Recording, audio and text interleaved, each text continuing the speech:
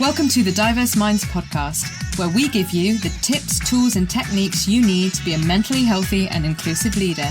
Each week, you'll hear about a variety of topics linked to mental health, wellbeing, and diversity that will enhance both your professional practice and personal wellbeing. Welcome to the 283rd episode of the award-winning Diverse Minds podcast, and welcome to July. We're kicking off today with an episode about biodiversity as a prelude to South Asian Heritage Month and the theme Roots to Roots. Don't forget, the podcast is now fortnightly, but if you're missing weekly content, you have 5 years worth of podcasts to reflect back on. And if you want my handy guide that lists the episodes with a clickable link, you can get it at bit.ly/DMPG23.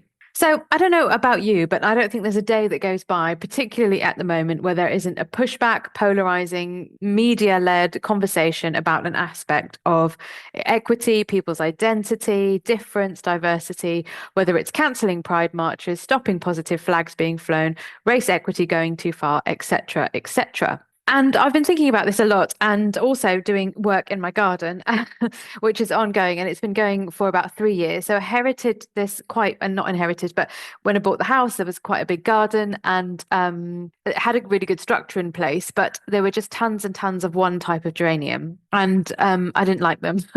So I didn't rip everything out, but slowly, I've been digging things out and replacing them with different sorts of plants, things that are good for pollinators, things that self-seed. I have clay soil, so things that are good for clay soil, etc. And it got me thinking about the connection and the parallels between biodiversity and the importance of human diversity. So according to the World Wildlife Fund, biodiversity is all the different kinds of life you'll find in one area.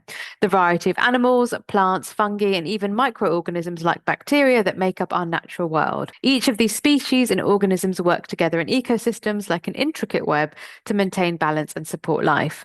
Biodiversity supports everything in nature that we need to survive: food, clean water, medicine, and shelter. So I think this is very useful because this definition teaches us about human diversity by illustrating that holistic living systems need difference, and complexity is a really big part of this.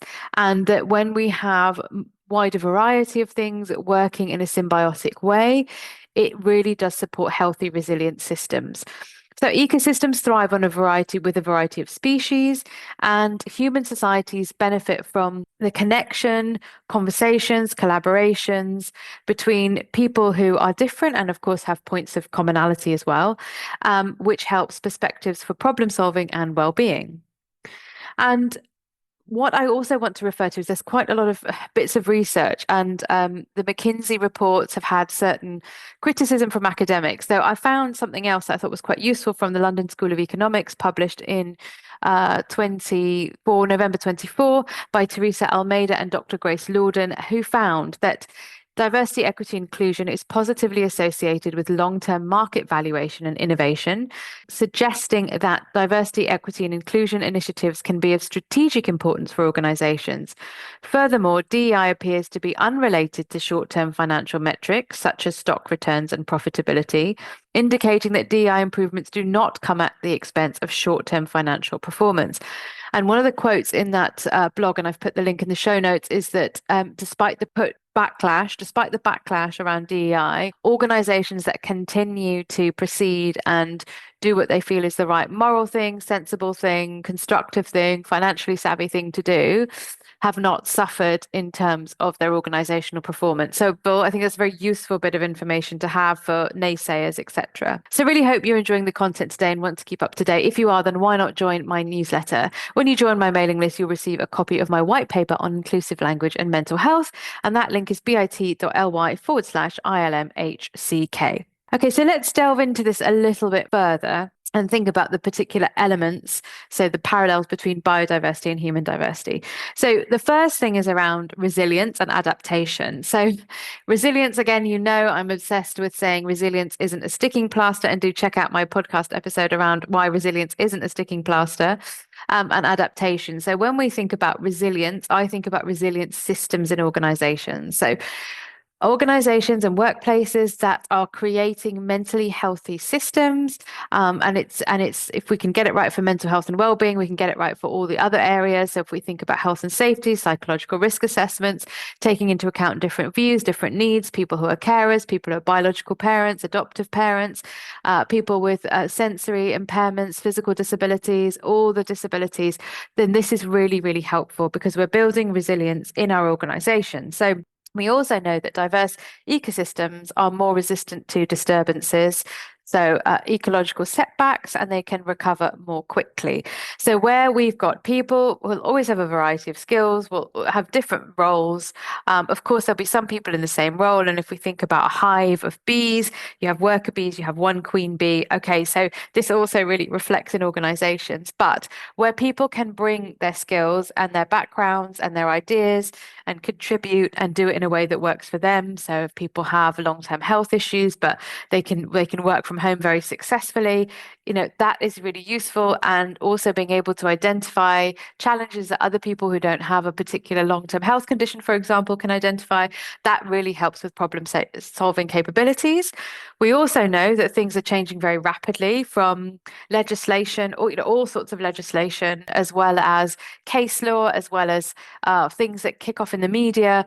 So this adaptation is very useful in lots of ways because we can see things from different perspectives.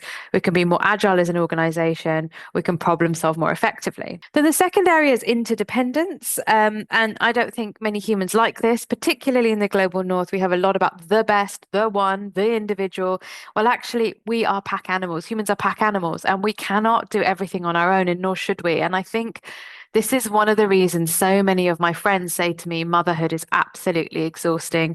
And a dear friend said to me, no matter how hard I feel like I've tried to be equitable in my heteronormative relationship, I shouldn't use that word, I'm sort of paraphrasing, giving you a bit of context, that I feel like I've gone back to the 1950s when I had a child. So we can't do this. And I think people, you might not necessarily have access or live close to family or people that can help, and that's really difficult. But if we think about workplaces, I think making people work too individually, not having a team ethos, is actually very, very dangerous in many ways. It can be dangerous for an individual and mental health, but it can be dangerous in terms of your organization and not making the most of people's skills. So in nature, species rely on each other for survival. We learn about symbiotic relationships.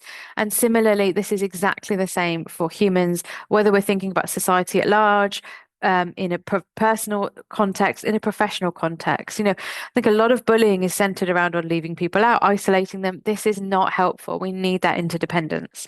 The third area is that it is essential for well-being, and my take on this is around connection and learning about people who are different to us. It's really good for our minds and hearts. We don't have to particularly always agree with what someone says, but I think in the professional workplace, we should have standards around behavior and how people behave.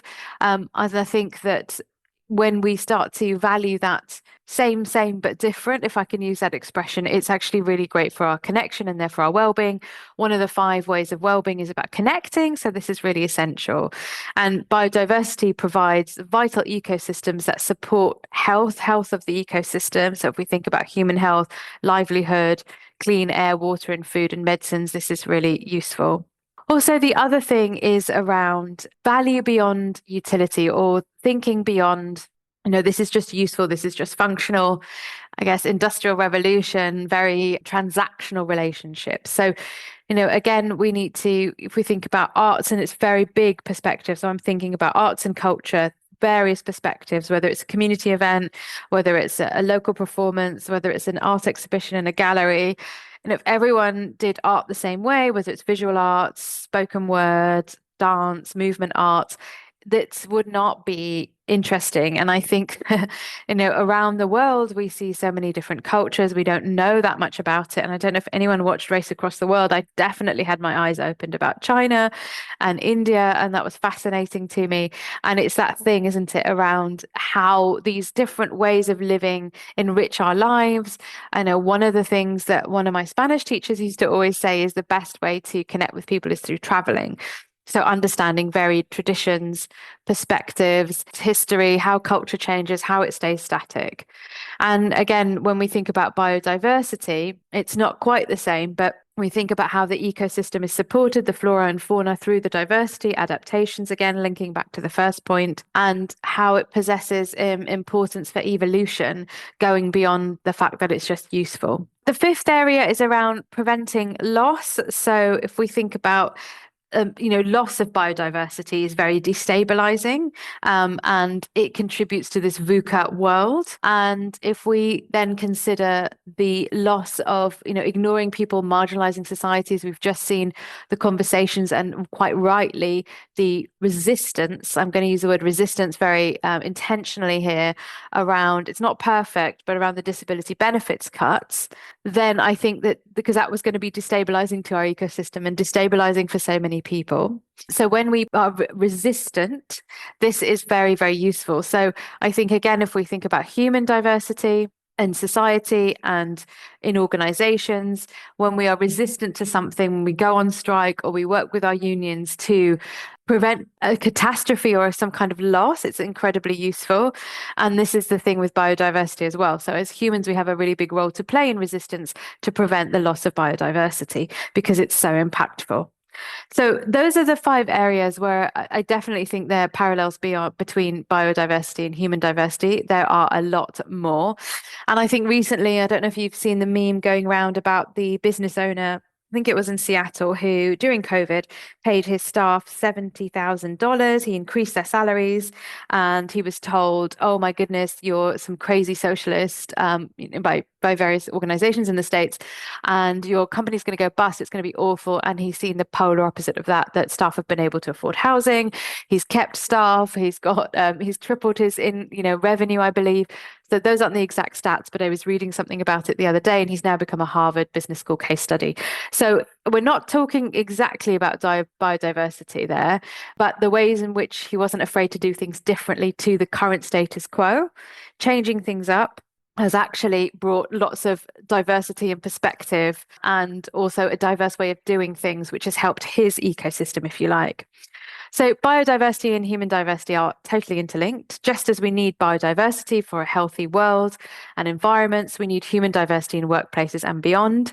It doesn't make sense for a healthy ecosystem to have homogeneity, so it doesn't make sense in an organization. There is lots of tangible research to support this. Polarization does not make a safe space for anyone to thrive, nor is it a good business model. So creating a diverse environment is not only beneficial for individual employees, but also boosts morale, engagement, and retention across an organization. If you're looking to foster a positive wellbeing culture and would like guidance on creating strategies tailored to your team's needs, then I'm here to help you. So do reach out to explore training, consultancy, and coaching services designed to build a healthy, resilient workplace culture. And do email me at Layla, Leyla, at diverseminds.co.uk. And I really hope you've enjoyed today's show, and of course shows over the last 5+, nearly 6 years. So if you have, please leave me a review on Apple, Spotify, wherever you listen to your podcast from. And don't forget to check out my TEDx talk. That is TEDx Wolves, WOLVESLO. And also if you fancy leaving me a voice note, you can do anonymously on SpeakPipe, and that link is bit.ly/SPKPDMP. And don't forget to connect with me on LinkedIn and Facebook. So the resources from today's episode are the November 2024 Diversity, Equity and Inclusion Not Bad for Business by LSE, and a really fantastic article from the Journal of Zoo and Wildlife Medicine, volume 53, issue 4, and that was from January 2023, Parallels Between Biodiversity and Human Diversity, a mandate to improve ecological and organizational health and vitality. It really is very good with some very helpful diagrams. So I really hope you've enjoyed the episode today, and do join me next time in a fortnight's time, where we'll be kicking things off for South Asian Heritage Month, Roots to Roots. And until then, take care everyone, and bye for now. Thanks for listening to the Diverse Minds podcast. Don't forget to subscribe on Apple Podcasts, Spotify, or wherever you access your podcasts from. You can also connect with me on Facebook and LinkedIn. Tune into next week's episode of the podcast, where I'll bring you more insights on mental health and inclusion. Bye for now.